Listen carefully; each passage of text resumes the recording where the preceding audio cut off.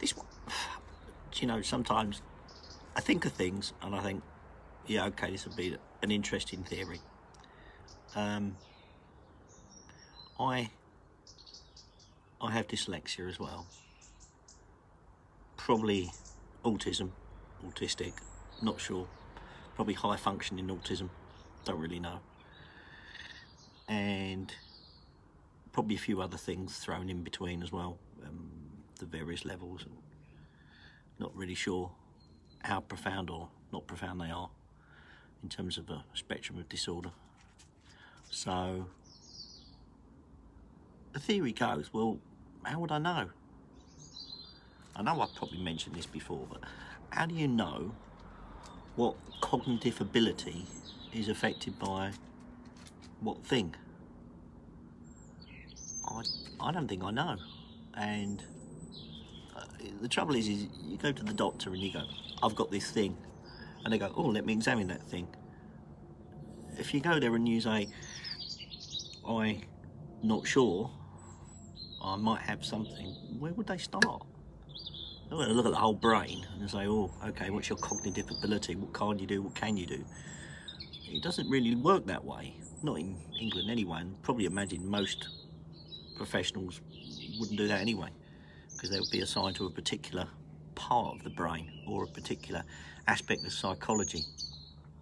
So I had a theory of what this might look like. It's almost like we need a personal Venn diagram. If you want to look that up, I think it's VENN. And what it would do is it would show areas where things overlap and try and work out who and what you are, because I think part of the problem of understanding the characters we are and what makes us up as people is working out which bits are attributed to what, because I wouldn't know. For example, if I have a particular thing, I know I've mentioned this and totally apologies for repeating it, but how do I know what it's linked to? Before I wouldn't have known, because obviously I didn't know I had the memory thing. I wouldn't have known I had aphantasia. I probably would have known I had dyslexia, but I didn't know that when I was at school or at university. Although I didn't go to universities until my 30s, so that's how late that was.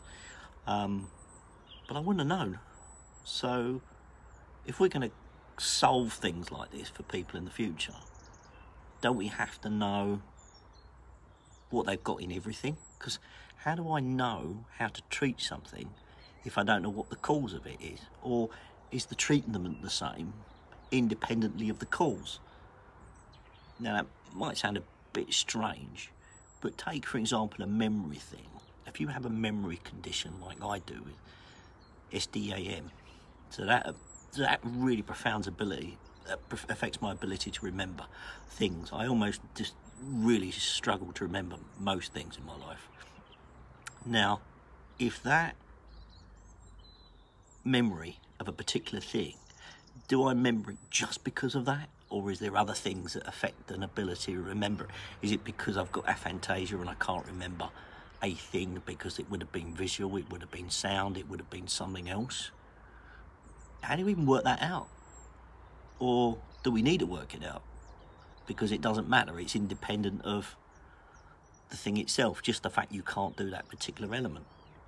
I'm really puzzled at this one, and I think the only way you're going to know is when you map every condition and you have someone and you go, right, I can map everything that you've got. But then don't we start pigeonholing people?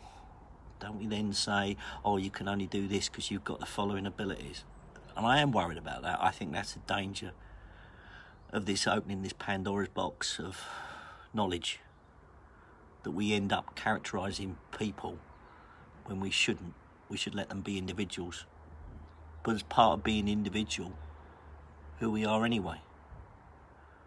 I'm going to have a think about this one and maybe email me or drop me a message on YouTube if you think you might have an answer or want to know more. Just write to me anyway, it's fine. Always happy to answer questions, but puzzles me today, this one. Just thought I'd share.